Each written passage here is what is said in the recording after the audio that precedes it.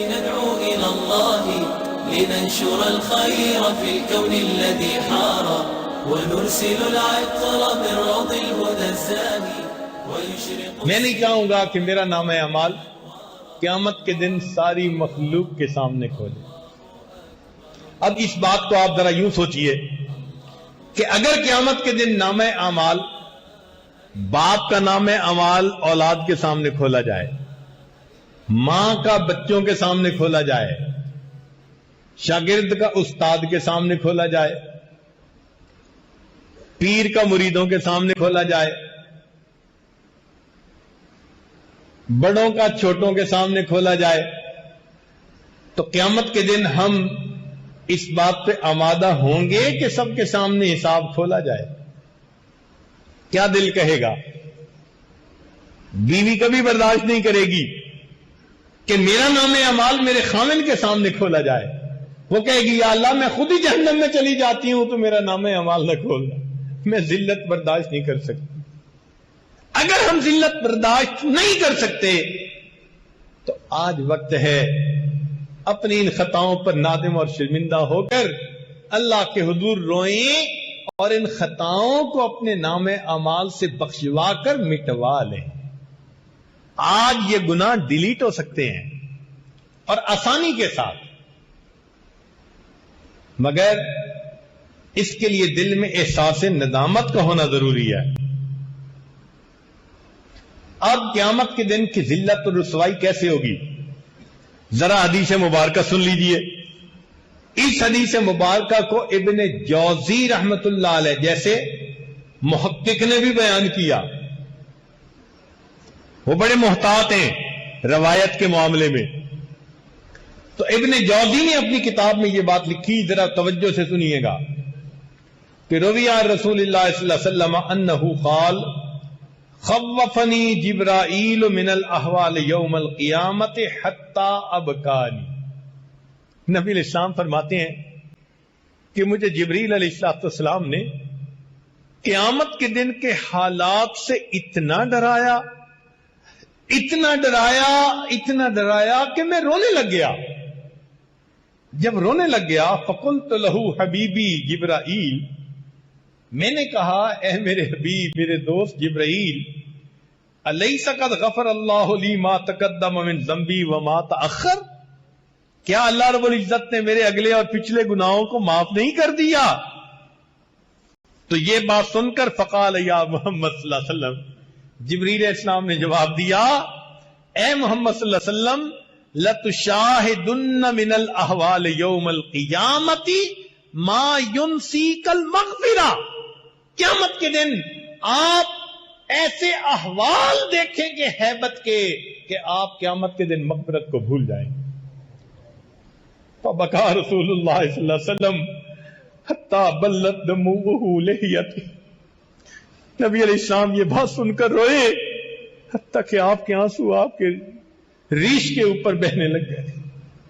یہ اللہ کے حبیب صلی اللہ علیہ وسلم کا معاملہ ہے.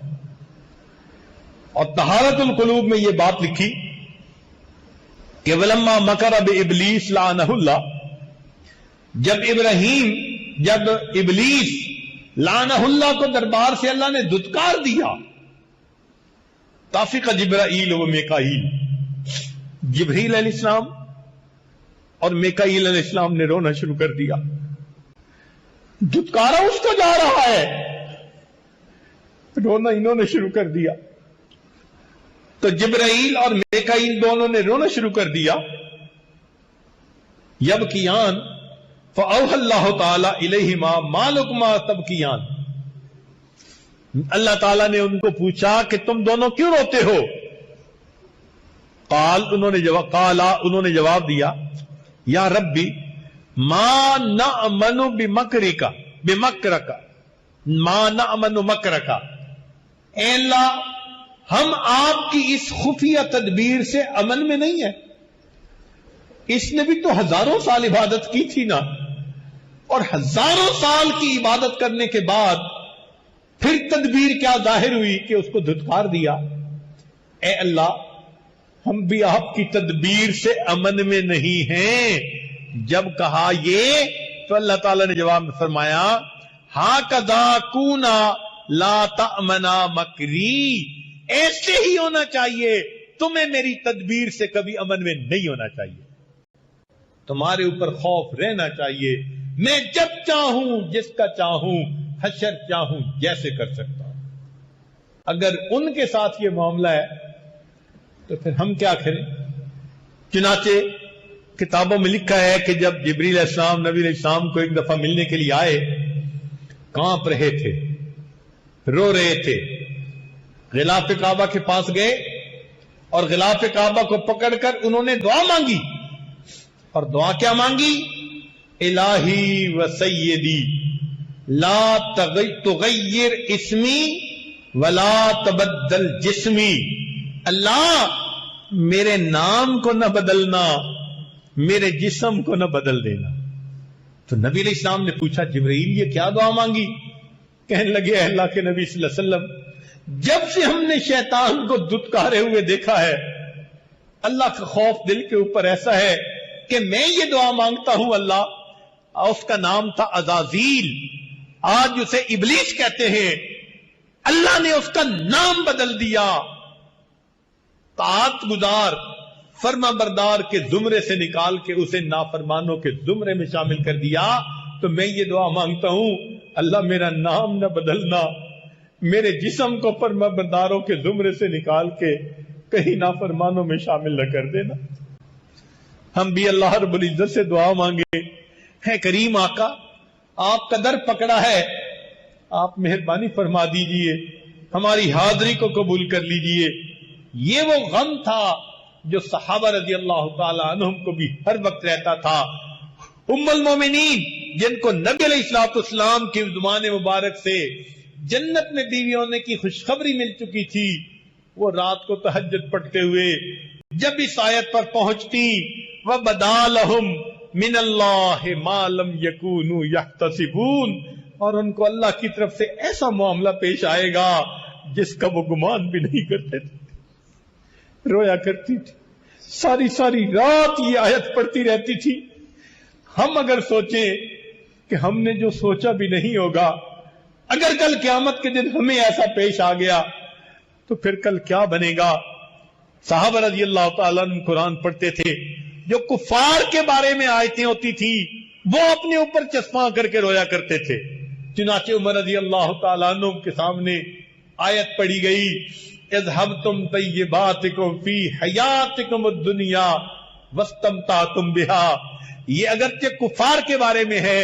عمر رضی اللہ عنہ کی آنکھوں میں آنسو، پوچھا امیر المومنین کیوں رو رہے ہیں؟ فرمایا کیا پتا کل کہیں عمر کو بھی یہی نہ کہہ دیا جائے اذهبتم طیباتکم فی حیاتکم الدنیا واستمتعتم بها۔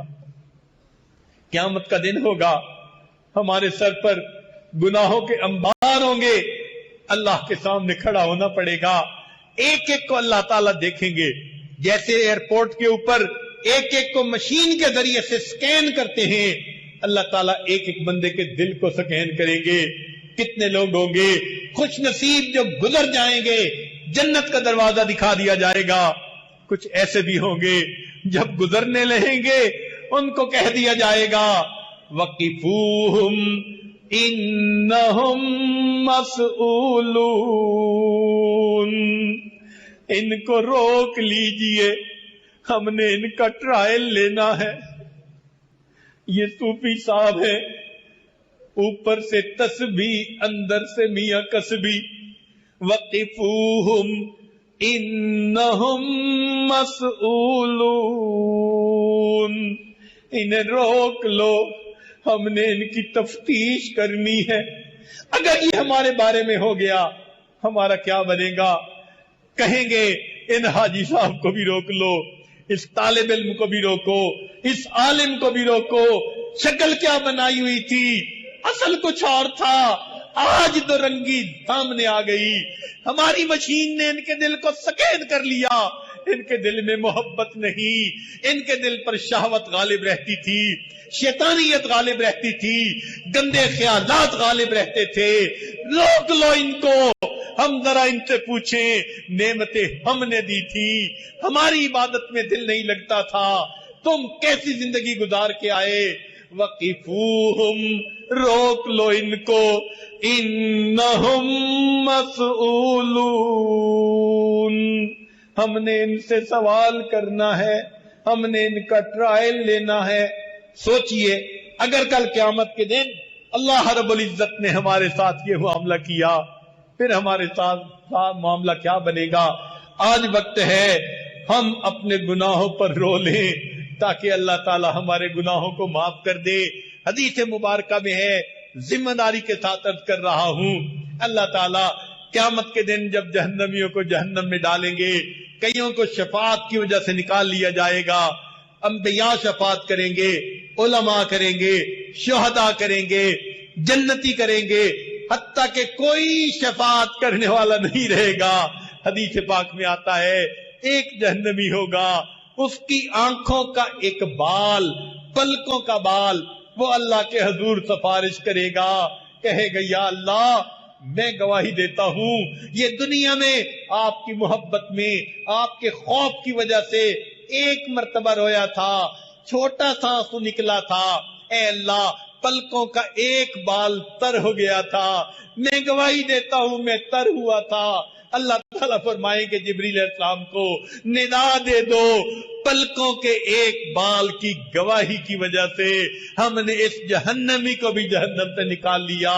جب قیامت کے دن یہ معاملہ ہوگا، آج آسان کام ہے، ہم اللہ کے سامنے اپنے گناہوں پہ روئیں، اپنی خطاؤں پہ روئیں، اور آئندہ سچی زندگی گزارنے کی دل میں نیت کر لیں۔ اس لیے کہنے والے نے کہا بقیت علی الذنوب لعظم جرمی،